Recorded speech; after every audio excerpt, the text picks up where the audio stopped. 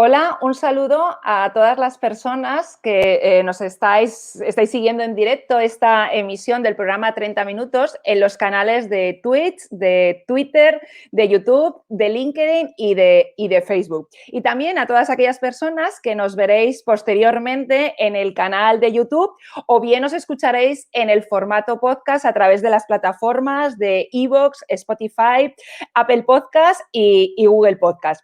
Para aquellas personas que es la primera vez que nos ven, bueno, pues contaros que el programa este de 30 minutos es un programa que pretende acercar a la ciudadanía el trabajo que hacemos en comunicación y en las administraciones públicas a través de sus protagonistas, ¿no? Es decir, las personas que trabajan en ellas. Hoy tenemos como invitada, la habéis visto así al principio, que ha aparecido su imagen, a Pilar Batet.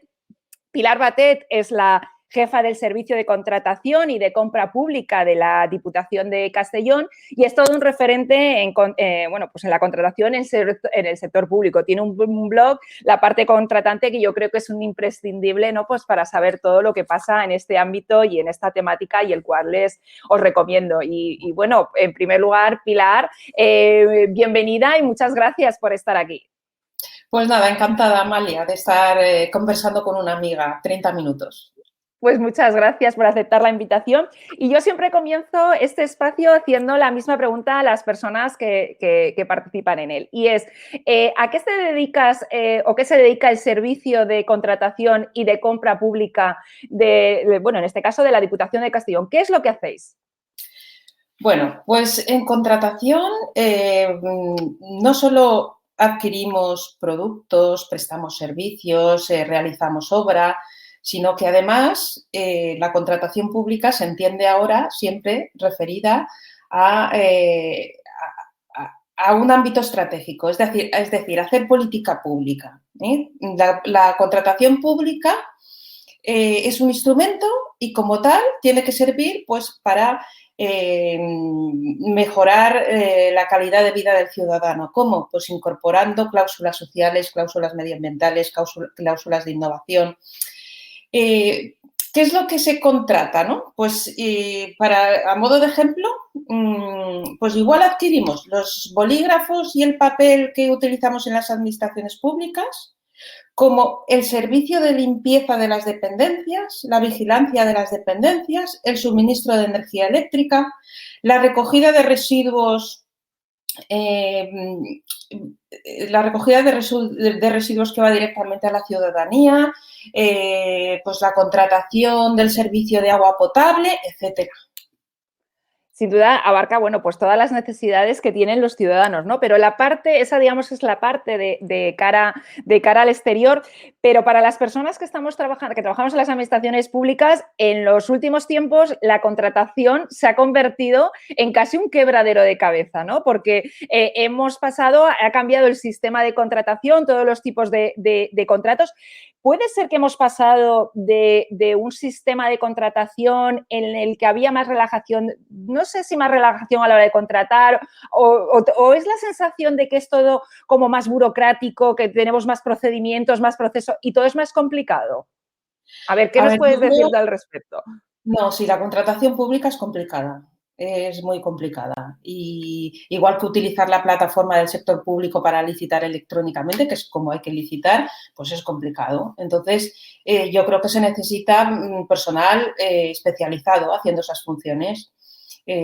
Muchas veces pues se le exige a un secretario interventor que lleva varios municipios que lleve naturalmente tiene que llevar la contratación pública y a lo mejor licita un contrato al año o 2 contratos al año. A ver, cuando va a hacer el segundo se le ha olvidado cómo introducir los datos y preparar la plataforma de licitación electrónica. Y aparte, pues sí, los trámites son farragosillos. ¿Pero por qué? Yo entiendo que la contratación pública se presta mucho a la corrupción. Entonces, ha habido tantos casos de corrupción en este país utilizando la contratación pública, perdón, que, bueno, pues se ha decidido poner una serie de medidas que lo que hacen es que el proceso se haga más lento, un poco más farragoso. Pero a ver, Es que claro, si tú me preguntaras qué trámites quitarías de lo que hay en la ley, pues es difícil porque si tú, por ejemplo, evitas la separación entre los sobres B y C, no sé, a lo mejor estoy subiendo un poquito el nivel, pero bueno, que la exigencia de ciertos pasos conlleva, o sea, va en aras de evitar la colusión, la corrupción, de que sea todo más objetivo. Entonces, es complicado, es complicado. Has tocado un aspecto que me toca fundamentalmente, que es el tema de la corrupción, ¿no? Como dato, pues en el año 2020 el 32% de las denuncias que se presentaron en la Agencia Valenciana de Antifraude eran por irregularidades detectadas bueno, pues en la contratación pública, ¿no? Y además es un 34% superior con respecto al año anterior. Esta situación es porque las personas que trabajamos en las administraciones públicas, y hablo en general, tanto digamos, clase política, ¿no? Las personas que están gestionando en esa parte política, como empleados públicos, nos falta mucha o poca integridad y ética pública a la hora de gestionar lo público. Sí, yo creo que en general nos falta interiorizar la integridad. No lo tenemos interiorizado. A ver, se falla en integridad cuando estás en una administración pública y te llevas unos cuantos folios a casa o te llevas unos rotuladores a casa. Ahí se está fallando, pero a muy pequeña escala. Pero claro, cuando en contratación pública estás manejando miles de euros, pues es más fácil pues que la integridad quiebre. A ver, yo creo que la mayoría de los funcionarios son íntegros, la mayoría. Pero sí que es verdad que ha habido casos y supongo que lo seguirá habiendo donde pues no ha existido esa integridad. Políticamente, pues ya se ha visto donde políticamente ha sido un desastre. Estos últimos años, bueno, los casos que si Palma nos, bueno, nos han inundado a noticias y a condenas penales por corrupción. Es que está a la orden del día. Es que, claro, yo entiendo que haya ciertos trámites que tengan que ser como son para intentar evitar todo eso. Está claro que el primer paso es la educación. Mientras todos interioricemos lo que significa el servicio público y la integridad, pues ese es el paso fundamental, pero hasta entonces pues es verdad que hay que poner ciertas fórmulas que eviten que esa corrupción se produzca. Esto está relacionado con una pregunta que dejó Laura Almonacid en Twitter, y es que preguntaba si qué mecanismos de control de la ejecución de contratos, especialmente los de servicios de mantenimiento, crees que son los más efectivos, Pilar. Pues bueno, a ver, ahí ya es que eso depende, eso es más parte técnica, ¿no? El responsable del contrato es el que tiene, hay que empoderar al responsable del contrato, ¿no? Y bueno, y empoderar significa pues darle más responsabilidad, a lo mejor también significa darle una mayor retribución, pero, pero creo que es muy importante la ejecución del contrato, que hasta ahora siempre se ha dejado un poco de lado y nos hemos fijado más en la tramitación de la contratación hasta el momento de la adjudicación. Luego ya nos hemos olvidado un poco del tema. Ahora ya no. Ahora, con la nueva legislación, con las directivas y tal, pues lo que se pretende es que la ejecución se haga correctamente y que el responsable del contrato esté encima. Y a lo mejor nos faltan medios personales para hacerlo. Pero bueno, también se puede recurrir a la contratación externa de los responsables del contrato. Bueno, pues hace falta estar encima de esos servicios, sobre todo de esos servicios que son rutinarios y que de hacerlo bien depende luego las inversiones futuras. ¿Puede ser que la falta de planificación a la hora de, ¿no? de desarrollar la contratación en una administración pública esté detrás de muchos de los problemas, ¿no? que se acarrean? ¿No? Porque si tú no tienes... yo soy muy fan de todo lo que tiene que ver con planes, ¿no? Ya sean de comunicación o de... Pero creo que la contratación pública también puede ser que esa falta de planificación después nos lleva a situaciones como, por ejemplo, el enriquecimiento injusto o este tipo ¿no? de cuestiones. Sin duda, sin duda. Ahora es obligatoria la planificación, por lo menos la del año siguiente, ¿eh? Uh-huh. Hay que planificarlo y lo que pasa es que, claro, como lo exige la ley, pero no se establece ninguna sanción, con lo cual, pues hay administraciones que no están cumpliendo. Eso es así. Pero bueno, sí que se exige y si todo esto lo interiorizáramos, no necesitaríamos esas sanciones que yo echo de menos. Porque lo estaríamos haciendo correctamente. Y aparte es que nuestra cultura no es de planificar, cuesta mucho. O sea, cuando tú pides a todas las áreas que se sienten y hagan esa planificación, la verdad es que cuesta horrores, muchas veces se limitan a copiarlo del año anterior con matices y no se hace esa labor que se debería hacer junto con los políticos para ver hacia dónde se van a dirigir. Le está costando. Está costando. Bueno, ¿y qué va a pasar ahora con los fondos Next Generation que tenemos encima, no? Yo creo que es algo bueno, que tiene la finalidad, ¿no? Como ponen, de modernizar la economía y revertir los daños causados por la pandemia. ¿Esto qué va a pasar, Pilar, con todos estos fondos, con este dinero que va a llegar? ¿Cómo se va a gestionar? Cuéntanos. A ver, esto va a ser un esfuerzo importante para las administraciones públicas y, por lo tanto, para los funcionarios públicos. Va a haber mucho que contratar y si no hay mucho que contratar, bueno, también, a ver, van a haber muchas subvenciones que tramitar, pero todo lo que se salga un poquito de lo que es la contratación, por mucho que sea un poquito más lenta, o sea, todo lo que sea acudir a medios propios y tal, pues la verdad es que yo no lo veo acertado, porque entonces estamos huyendo de los principios de la contratación pública que tanto nos está costando implantar. Entonces, espero que no demos un paso atrás. Sí que, bueno, se han adoptado medidas para agilizar un poquito los procedimientos. Muchas veces sí que podremos acudir a los procedimientos de urgencia, que, bueno, consisten en que los plazos sean más cortos. No hay mucho más que cambie. Pero, bueno, en algunas ocasiones puede venir bien utilizar la urgencia. Y bueno, va a requerir mucho esfuerzo. Yo no sé si vamos a ser capaces de gastar ese dinero y gastarlo bien, ¿eh?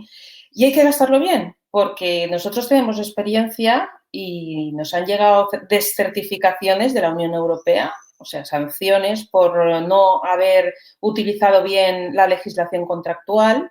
Por ejemplo, en las obras que se hicieron de Madrid-Barcelona, el AVE Madrid-Barcelona, allí nos descertificaron 36 millones de euros que tuvimos que devolver porque pues no nos ceñimos a la ley de contratos. O sea que ojito con no hacerlo bien. Entonces, por una parte hay que hacerlo bien y por otra hay que hacerlo en plazo. Ya no estamos, o sea, hoy día, antes de que vengan los fondos europeos Next Generation, no estamos utilizando todo el potencial que tenemos. Ya no estamos gastando lo que nos ofrecen. Con lo cual, pues así está la cosa. Tendremos que hacer un esfuerzo especial, pero aún así no sé si podremos superar con nota. Por si acaso, se ha creado la Fiscalía Europea, ¿no? Desde el 1 de junio para controlar, para vigilar el fraude de los fondos europeos, y en el caso de España se ha nombrado a Concha Sabadell como fiscal delegada, ¿no? en España para controlar. Es decir, ya Europa parece que se está adelantando a lo que ve que puede venir, ¿no? Hace bien. Hacen bien. Hacen bien, ¿no? ¿Tú crees que sí? No, sí. O sea, tenemos que estar controlados, intentar hacer muy bien las cosas y hacerlas más rápido. Yo creo que aquí lo que nos falla, el por qué vamos tan lento es por nuestra forma de trabajar. Porque yo ya lo he dicho en 2 o 3 ocasiones, a ver, estamos reduciendo plazos cuando en realidad yo a lo mejor contrato un procedimiento abierto armonizado en 3 meses y hay otra administración que está 9 meses o 12 meses. A ver, si yo lo contrato en 3 meses, a lo mejor es porque se puede hacer. Entonces, hay que revisar cuáles son en cada administración dónde están los cuellos de botella, porque a lo mejor se puede solucionar. Es difícil en la administración pública cambiar las cosas, pero se puede intentar. Entonces, hay que ver qué pasa, que resulta que los informes en asesoría jurídica están parados 3 meses. Pues entonces hay que reforzar la asesoría jurídica. ¿O qué pasa? ¿Que se están devolviendo entre asesoría jurídica e intervención, se están devolviendo el expediente? Bueno, pues a ver por qué se lo devuelven y a ver que no se dupliquen las funciones. Y hay que estudiar en cada caso lo que está fallando, porque no es posible que una administración tarde poco y otra tarde muchísimo en tramitar un mismo procedimiento con la misma legislación. Juan Carlos Meliana, a este respecto, planteaba una pregunta. Eras con respecto al Real Decreto 36 del 2020 y la necesidad de simplificar las compras públicas. Además, te preguntaba directamente qué medida te parece más inútil, qué medidas sí redundan en hacer las cosas más sencillas y cuál echas de menos para realmente simplificar. Pilar. Pues a ver, inútil puede ser, por ejemplo, la declaración de urgencia cuando ya podemos echar mano de ellas, cuando realmente se den los requisitos, eso ya estaba regulado. Hecho en falta, pues a lo mejor que utilizando que la administración es electrónica, pues se obvien ciertos informes que simplemente con un conforme, que no es lo mismo que un informe, que a lo mejor es apretando un clic, ¿no? Y ya está, pues se pueda, siempre que sea un informe favorable. O sea, que un informe favorable se pueda hacer a través de un clic, por ejemplo, ¿no? Pues eso, la automatización de ciertos elementos, por ejemplo, pues la aprobación el acuerdo de iniciación del expediente de contratación, cuando está perfectamente, se puede subsumir perfectamente en la aprobación de los pliegos. O sea, intentar quitar reiteraciones y utilizar la administración electrónica para automatizar actos. Entonces, siempre que se lo permita, o sea, que sean informes favorables, etcétera. Para todo eso, pues tenemos que utilizar también la tecnología, naturalmente. Pero sí, creo que habría que ir por ahí. Sí. Con respecto, hace poco tuve la posibilidad de escucharte en una jornada en Giria, ya que de estas presenciales que hemos tenido, y comentabas algo muy curioso con respecto a la contratación que se había hecho durante la situación de emergencia y tenías una anécdota de cómo se había hecho procedimientos y era algo respecto, además me acuerdo, de una pistola Taser y me gustó mucho cómo lo explicaste. Si puedes compartirlo aquí con nosotros. Ah, sí, porque era curioso, claro, durante la pandemia sí que podíamos contratar por emergencia todo lo que tuviese que ver con el COVID para paliar los efectos del COVID. Y entonces, claro, pues ha habido ayuntamientos o ha habido administraciones que se les ha ido un poco la mano, ¿no? Entonces, bueno, pues como se contrataron, no sé si fueron unas 30 pistolas Taser para los policías y en la justificación, en la memoria justificativa, decía que era pues porque no todos los ciudadanos van a hacer lo correcto, ¿no? Algunos van a ser reacios a cumplir las normas del COVID. O sea que relacionarlo con el COVID lo relacionaron, pero tal vez no era el momento de hacer una contratación de emergencia de pistolas Taser. Tanta falta hacía. Y además la justificación, ¿no? Que como que cuando queremos buscar la justificación para contratar algo la podemos encontrar, ¿no? A lo largo de tus años de experiencia de contratación, ¿te has encontrado alguna situación curiosa de este tipo también, aparte de esta de las Taser o cosas que hayas visto bueno, pues que llaman la atención? Yo creo que los contratos de emergencia en este caso han dado para para mucho, ¿no? Porque tenemos las famosas mascarillas, como vimos cómo se convertía en un mercado persa, que decía uno, es que dan ganas de irse allí a comprarlas, pero ¿qué está pasando? Que veíamos que, ¿no? ¿Tú si has tenido conocimiento de estos procesos de compra que se ha llevado a nivel del Estado o algo parecido que nos puedas Bueno, compartir? sí, igual que lo que estaba comentando antes, durante el COVID, pues se contrató la administración electrónica por emergencia. Y la administración electrónica por emergencia, la verdad es que no tiene ningún sentido, porque solamente de implantar, pues ya cuesta varios meses, mientras das formación, en la implantas y tal. Entonces, eso no está fuera de lugar, no tenía ningún sentido. Se aprovechan ciertas circunstancias para evitar procedimientos que son más o menos costosos y acudir directamente a la empresa que se conoce. Entonces, sí, normalmente pues los casos que he visto han sido así. Se sigue recurriendo, ¿no? a este sistema de buscar entre conocidos, en esa picaresca, es decir, hacer las cosas dentro de la legalidad, pero a lo mejor no dentro de la moralidad, ¿no? Podríamos decir. Se hace menos, ¿eh? Yo por lo Sí. menos lo veo menos, lo veo mucho menos. Yo creo que con todas estas condenas penales que han habido y tal, los políticos van con mucho miedo, nunca se hace nada con un informe desfavorable de intervención.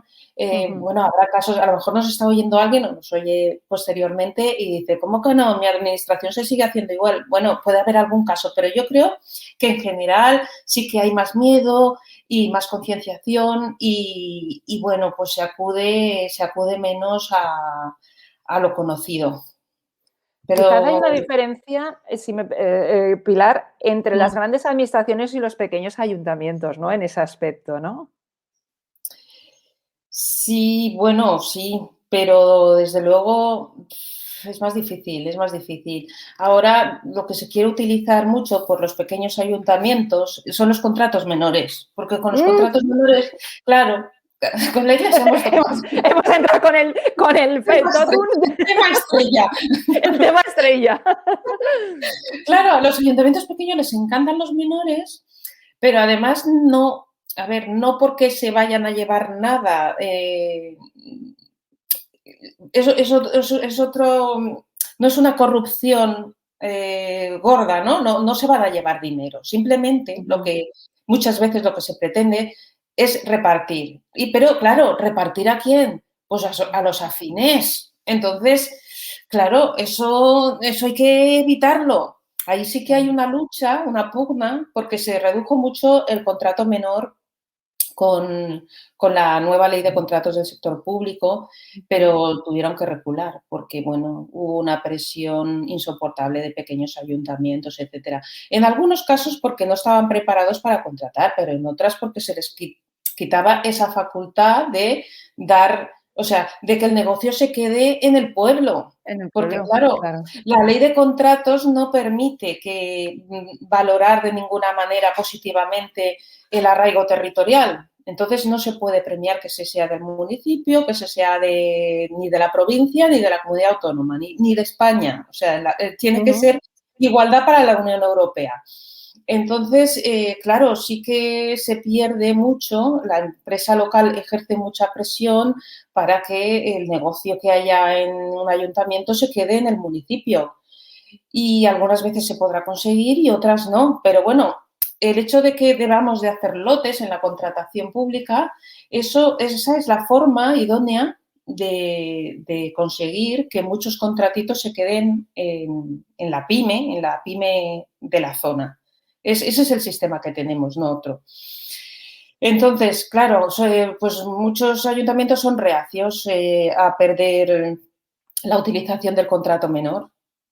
Pero el contrato Claro. menor, claro, el contrato menor, a ver, no hay que demonializarlo porque cumple su función. Lo que no se puede es, bueno, pues una administración que sea ágil y que necesite pues hacer un pequeño estudio o adquirir, no sé, por ejemplo, llega el invierno, oye, pues un calefactor potente para esta sala, ¿vale? Pues, ¿qué vale? ¿Tanto? Pues bueno, lo compro, es una cuantía que te puede costar 2.000 euros, 3.000 euros, pues lo pagas y ya está. Y tienes al día siguiente el calefactor en en la sala. Entonces, que alguna vez se utilice cuando no sea un contrato recurrente, que no se vaya a utilizar anualmente, ni mucho menos, sino que sean compras, pues eso, compras que no se van a volver a repetir, o por lo menos en algunos años, pues oye, no pasa nada con hacer un contrato menor. Claro, Pero, es que yo en alguna ocasión han pedido para hacer una compra de 50 euros que había que pedir 3 contratos a 3 empresas, o sea, pedir 3 presupuestos. Es decir, claro, dices, eso. no, a ver, Eso es. lo de los 3 presupuestos, eso lo propuso la OIRESCON, pero eso no es obligatorio. Eso es una mera recomendación que yo creo, cada uno tiene su opinión, en mi opinión no tiene ningún sentido. Entonces, el contrato menor está para lo que está, para actuaciones escasas, pero bueno, rápidas y de poco importe. Y hay que utilizarlo bien y hay que recurrir al menor lo menos posible. Pero lo que no puedes hacer es convertir al menor en un procedimiento farragoso porque es que eso es que carece la agilidad que se presume, se pierde. Entonces, yo ni me parece oportuno porque ahora, mira, justamente esta semana pasada salió un informe de la Junta Consultiva de Contratación Administrativa del Estado donde dice que en las entidades locales hay que entender que la disposición adicional octava exige un informe de secretaría en cada contrato menor. A ver, ¿de verdad? ¿De verdad? O sea, primero, que yo no lo veo tan claro. No lo veo tan claro. Eso es una interpretación farragosa que se le ha ocurrido a la Junta Consultiva de Contratación Administrativa. Ya había otras, la verdad es que ya había otros informes en ese sentido, pero me parece que a mí me parece absurdo. Me parece absurdo y creo que si se modifica la ley se tiene que modificar ese aspecto porque lo que faltaba ya. O sea, si en una administración que quiere un poquillo de agilidad para ciertas cosillas, aparte de pedir 3 presupuestos, tiene que hacer también el informe de secretaría, el informe del 118.3. Bueno, llega un momento en que dices, pero ¿esto qué es? Y si el menor era para dotar de agilidad a la contratación pública. Entonces, mi consejo es no pedir 3 ofertas, pero acudir al menor, pues lo mínimo, cuando realmente se dé un caso que acople en ese tipo de contrato. Y una cuestión, Pilar, ¿somos realmente atractivas las administraciones públicas para las empresas y los profesionales?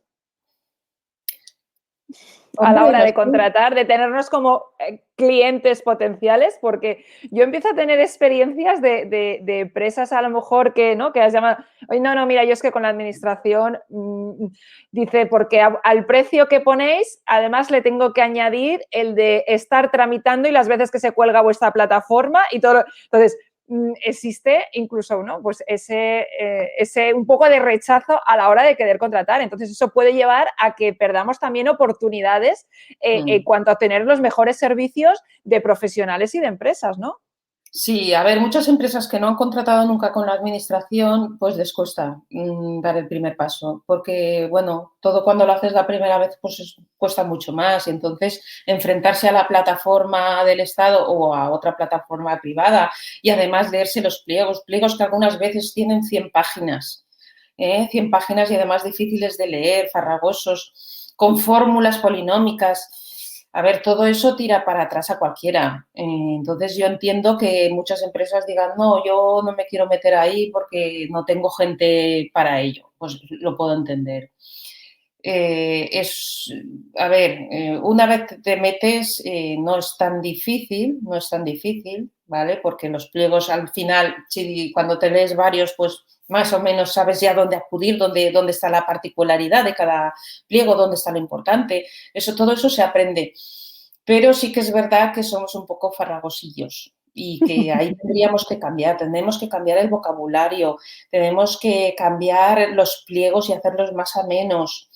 Tenemos que, pues a lo mejor formar más a las pymes de las localidades, hacerles formación. Todo eso es importante y todo eso no se hace porque, bueno, pues todos vamos En las administraciones públicas vamos, la verdad, bastante ahogados de trabajo y tal, y entonces se dejan de lado ciertas cosas que son básicas. Pues Pilar, muchísimas gracias. Ya hemos llegado al final de los 30 minutos. ¿Ves? Se ha pasado rápido, ¿verdad? Yo creo que nos han quedado muchas cosas por hablar y yo creo que tendremos que hacer un nuevo 30 minutos para después de verano para seguir profundizando en todas estas cuestiones.